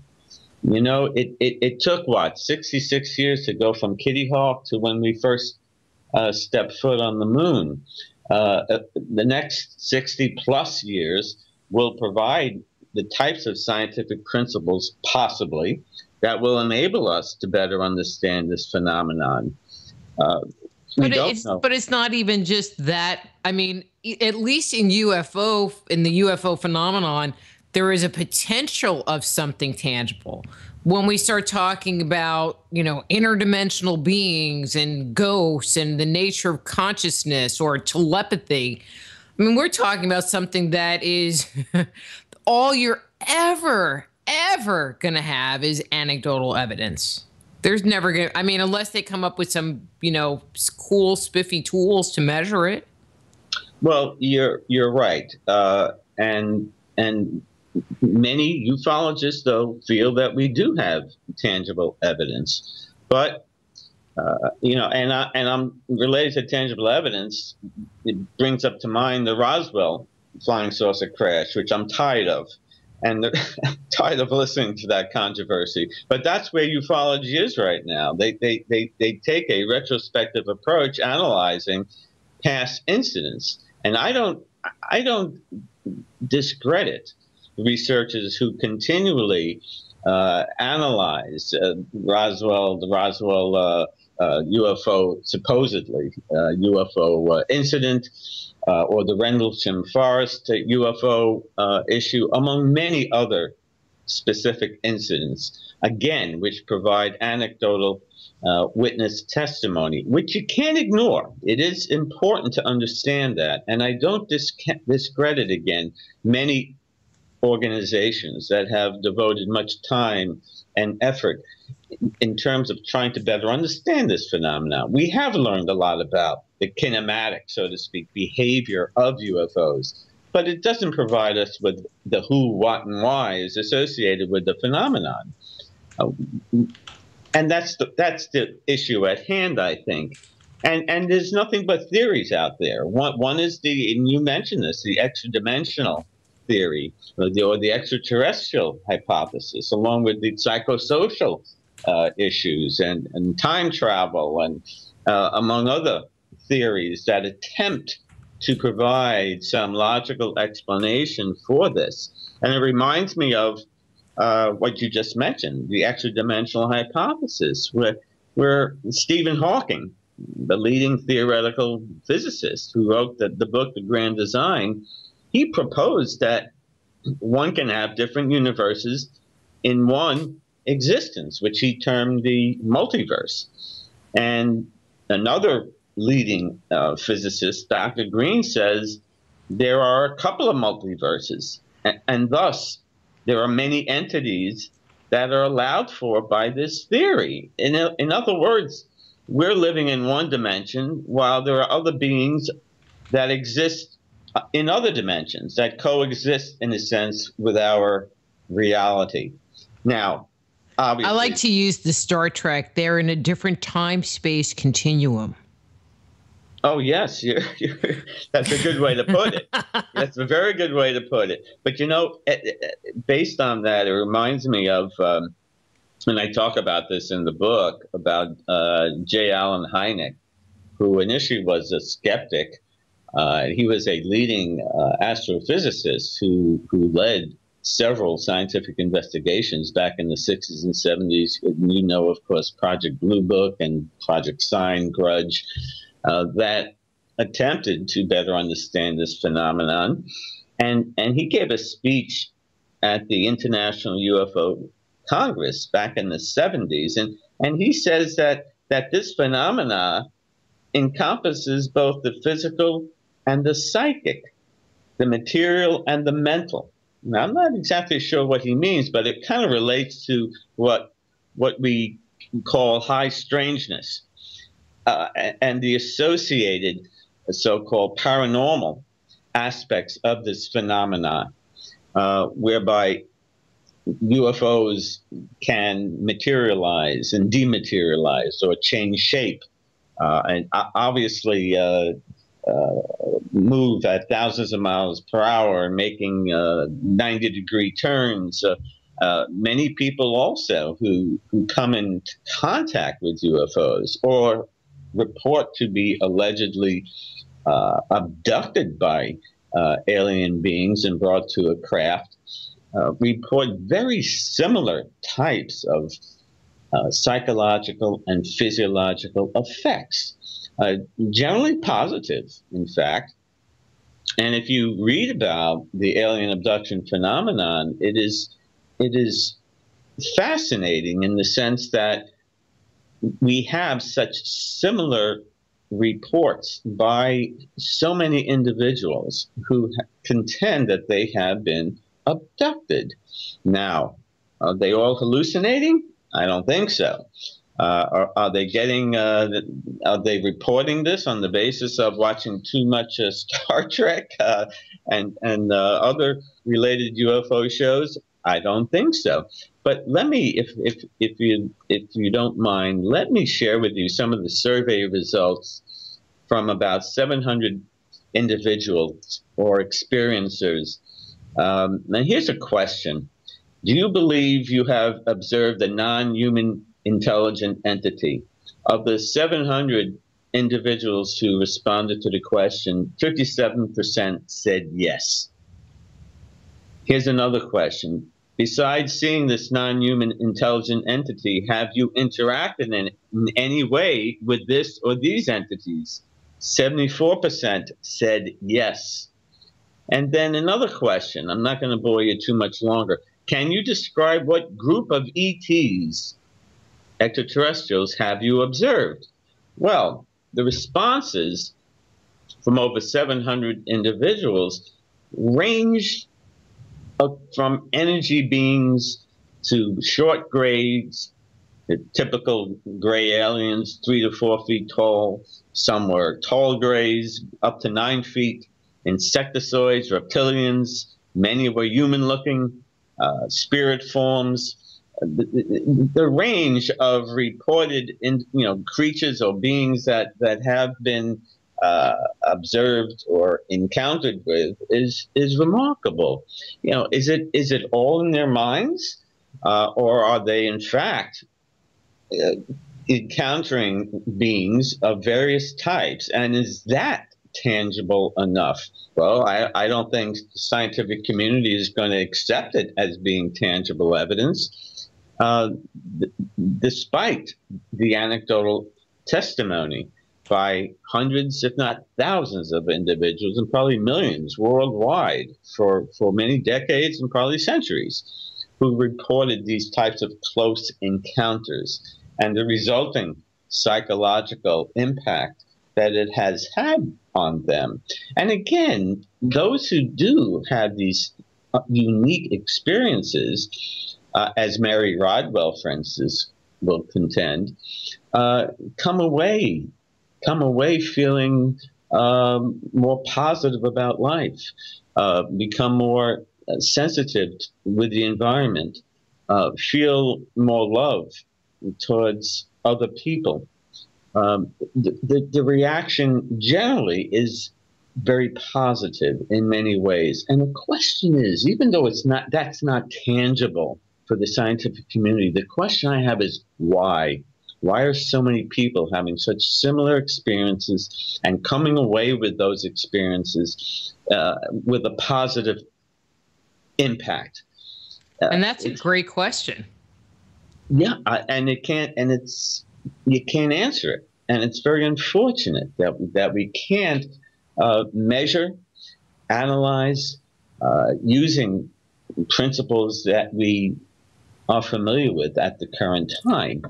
But why do we have to? Why do we have to take this stuff, these experiences, because everybody's experience about anything is going to be different. Why do we need to put it under a microscope? Why can't we just allow people to have their experiences, to have their feelings, to have whatever life holds for them? Why do we feel like we need to control it and manipulate it and quantify it? Well, Dr. Rita, that's an excellent point. And, see, I told you I kind of sometimes ask a little hard questions. You're you're good. I really like you as a host. You ask very good questions. Why is right? Why? I guess it leads to that first question you asked me. Why? Well, it's a mystery. And I, as well as most people, I think, like mysteries and like to solve mysteries.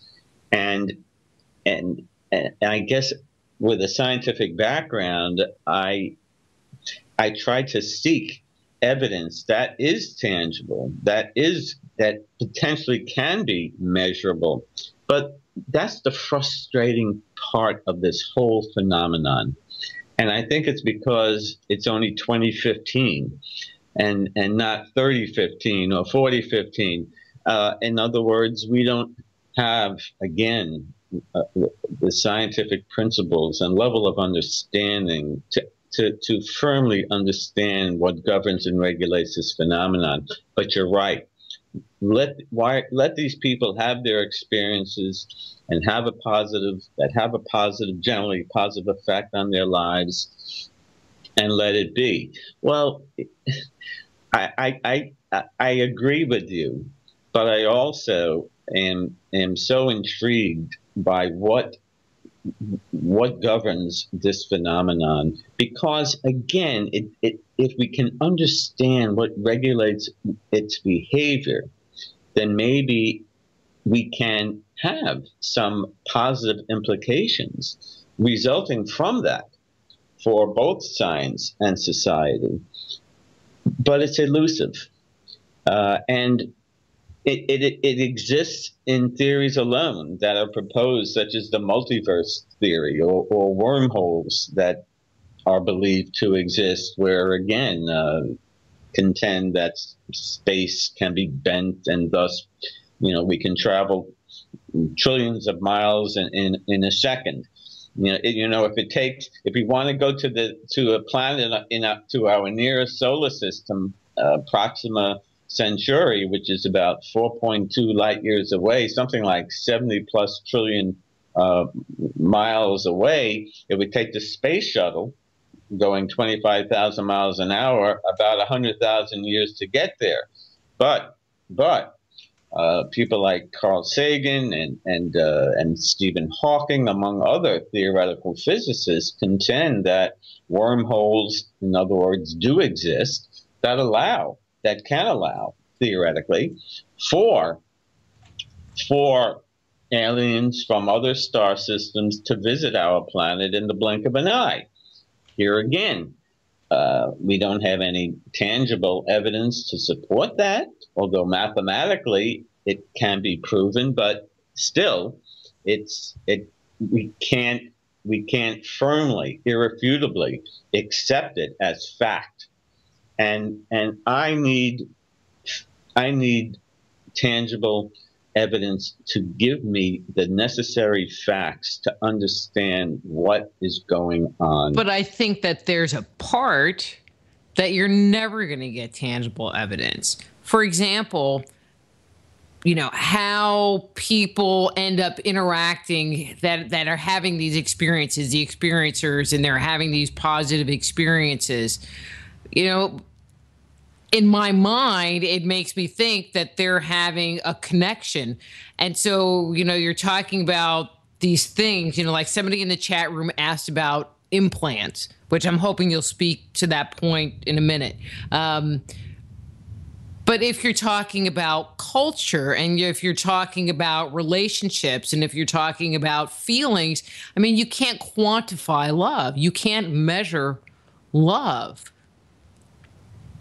So how, and so it's kind of like, unless you come up with a different way of measuring it.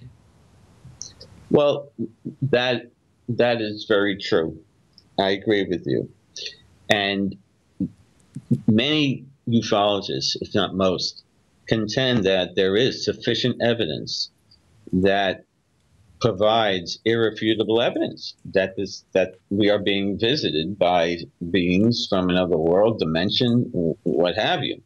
And I can run through an entire list of specific incidents, especially that have been revealed through the Disclosure Project led by Stephen Greer and also Stephen Bassett, where many military government officials, among others, have reported on their experiences with UFO encounters. And they're extraordinary. And people can go on the computer on YouTube and just type in the Disclosure Project and listen to individuals report their experiences. They're unbelievable. Even astronaut Gordon Cooper, said he saw a UFO land in the desert, and beings came out of it, went back in, and the thing took off in a blink of an eye.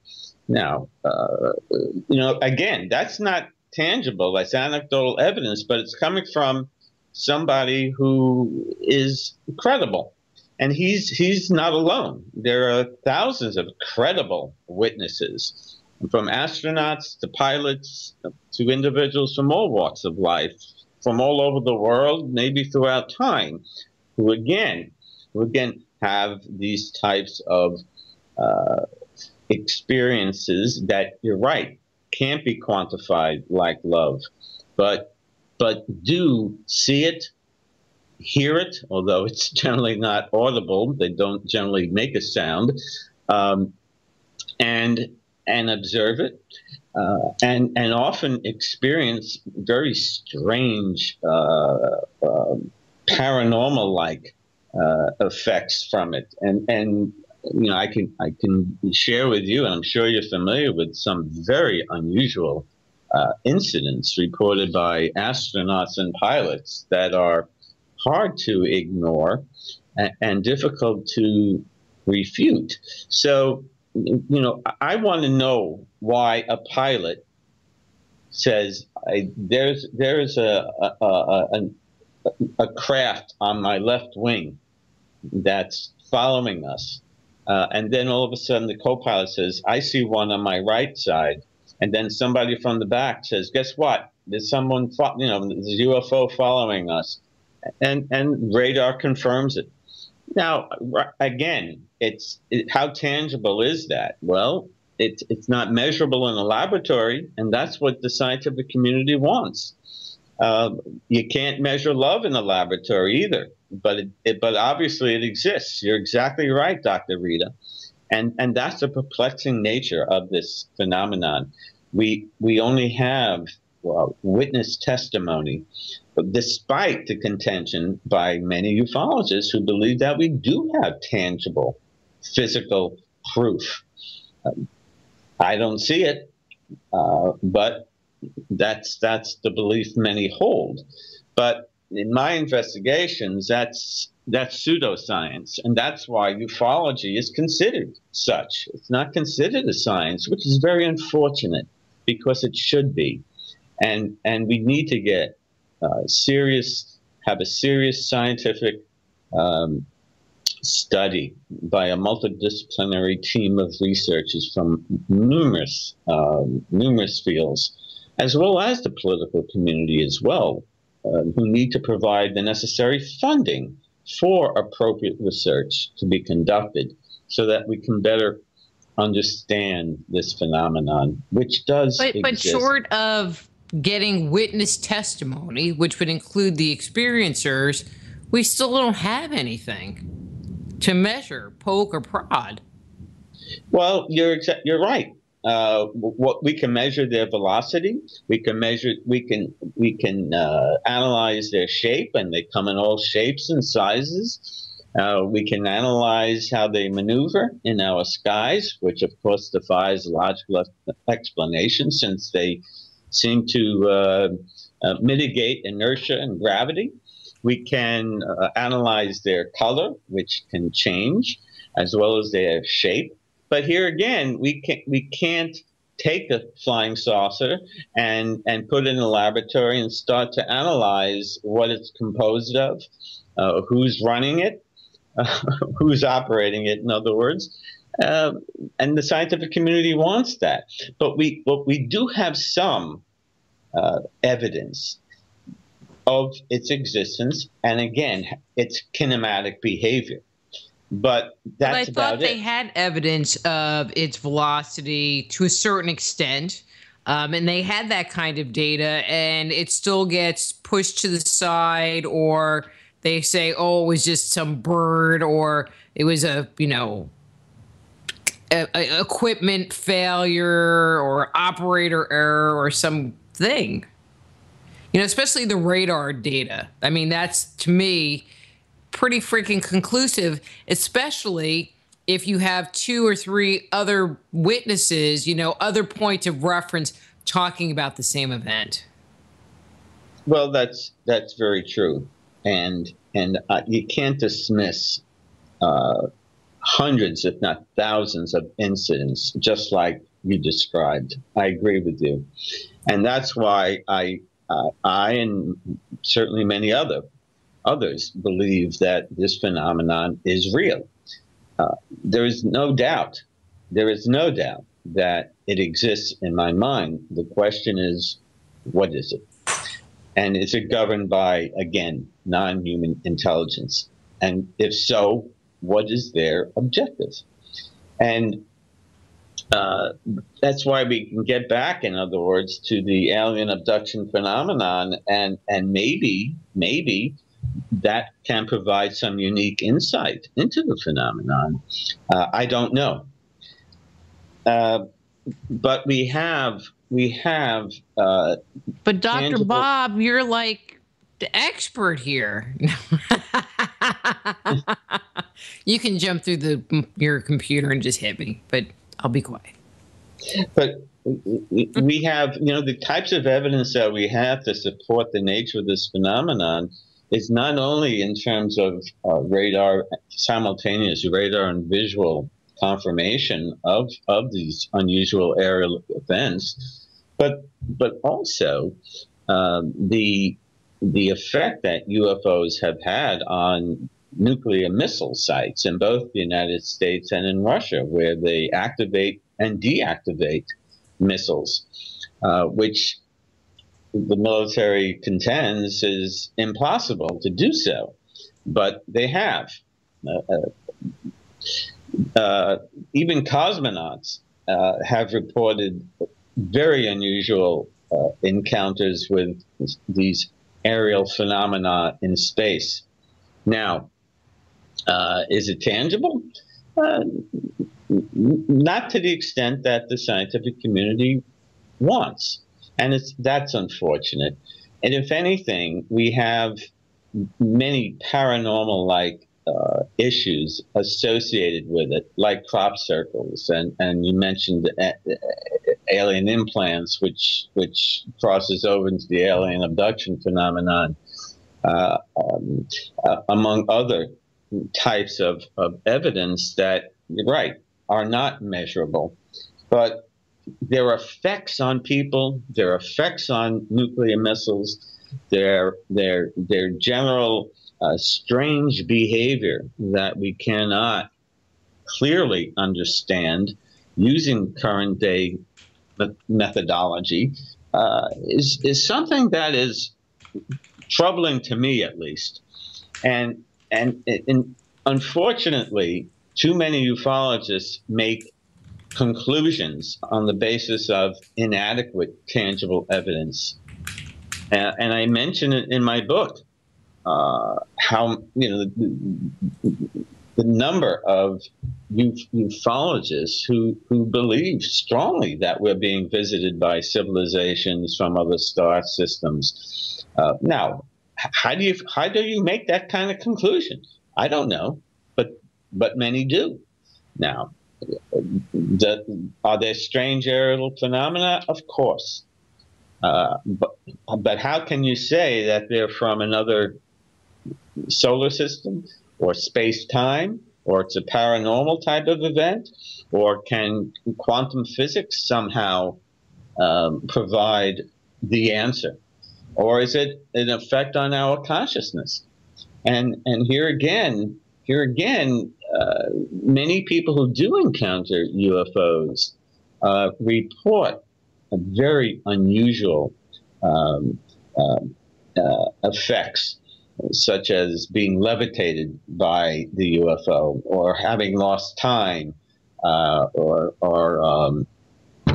people who are abducted, of course, feel that they were that they came in contact with alien beings on other ships, and they even had came in contact with alien babies or hybrids. Now, this relates to alien implants as well. And again, is that tangible evidence? Well, Dr. Lear, who did some research with these implants from individuals who contend that they were implanted with some device during an alien abduction encounter, Dr. Lear contends that when he tried to surgically remove it,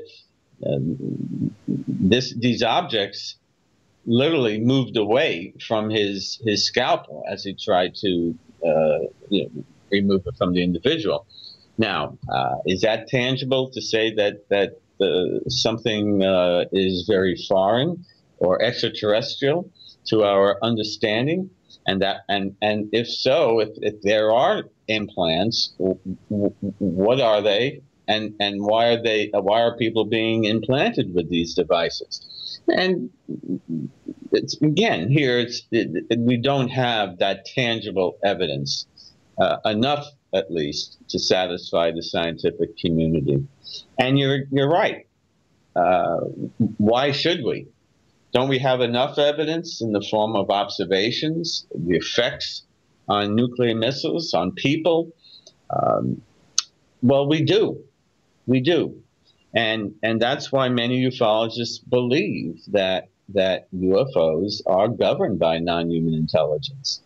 Yet, the vast majority of scientists will not accept it, because here again, we can't apply the scientific method in the manner that is traditional and consistent with the types of research that scientists generally employ. And that's unfortunate, because probably the scientific method cannot be applied to this phenomenon. And that's the frustrating aspect to it. So we have to rely on, pilot, radar, simultaneous confirmation, among other lines of evidence that are more than not anecdotal in nature. That doesn't mean what? That we're not being visited by intelligence from somewhere else. I don't know. I don't have the answer, and in my mind, nobody has the answer, despite the contentions by many ufologists who believe that they do have the answer. I don't see it, and that's why I am very frustrated, in a sense, that we cannot understand what is going on, because something is. Well, and I think the researchers are frustrated as well where they want to do and are game for doing serious research, but they're not taken seriously. And so they're not able to get any kind of funding. I mean, you know, I know a lot of UFO people, but I know even more ghost people. And I know some very serious researchers who are looking into the whole ghost phenomena, you know. So, I mean, I think there are parallels myself, but that's just me. And they get laughed at a lot. But they are very serious. You know, I mean, when you're starting to measure gravity and barometric pressure in an environment, I mean, I'm sorry, that starts getting a little serious, in my opinion. You know, in controlled situations, and they get nothing. And so it's just more of the same. It's just more of the same. Oh, there's no question about it. I don't know if ghosts are real or it's in the mind of the beholder, but certainly something is going on there.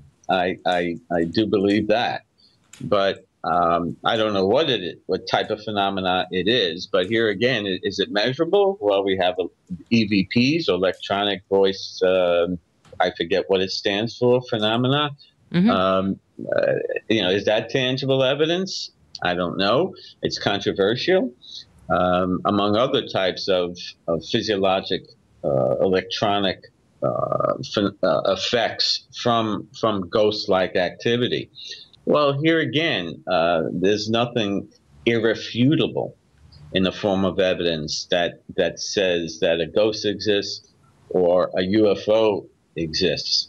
Unless that UFO lands on the White House lawn, so to speak, or we see it on CNN breaking news. But it goes back to the point you made earlier, which was very insightful. You know, how do we measure love? Love exists. How do you prove it? And in a sense, that's the crux of the matter. UFOs do exist. How do you prove it? And that's the fundamental controversial issue. How do you prove it? And a lot of people say, well, you know, it is proven by its effects on things we talked about, nuclear missile sites, individuals, etc. But here again. Hey, Dr. Bob. Yeah. So I was just looking at the clock, and our time is up already. Well, see, you were worried about like having it go by too slow, and boom, it's already done. Oh, well, it did go very fast, and I appreciated the conversation, Dr. Rita. If people want to get a copy of your book, UFO Phenomena, Should I Believe, where can they pick that up? Amazon is certainly one place to search it out. Barnes & Noble, too, carries it, but Amazon is the best approach. Or from my website, the UFOphenomenon.com. If they buy them directly from you, do you autograph them? I can. Well, it's priceless, Dr. Bob. Come on, you got to work it. Yeah, I'll say keep your eyes to the skies. That's how I'll autograph it. Well, I like that. I like that. Well, it has been a pleasure having you on the show, and I hope my questions weren't so hard because I know you woke up early this morning, and I did tell you to drink coffee.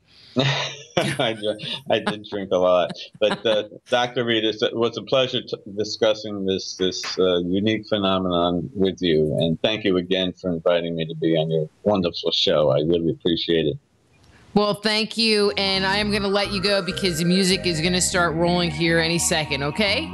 Okay, thanks again. All right, bye. Bye-bye. That's Dr. Robert Davis. His book is The UFO Phenomena, Should I Believe? His webpage is the UFOphenomenon.com. And then next week, we're going to be speaking about Pope Francis, the last pope, with Leo Lion-Zagami. Should be an interesting show. You just never know. Week at this time for Just Energy.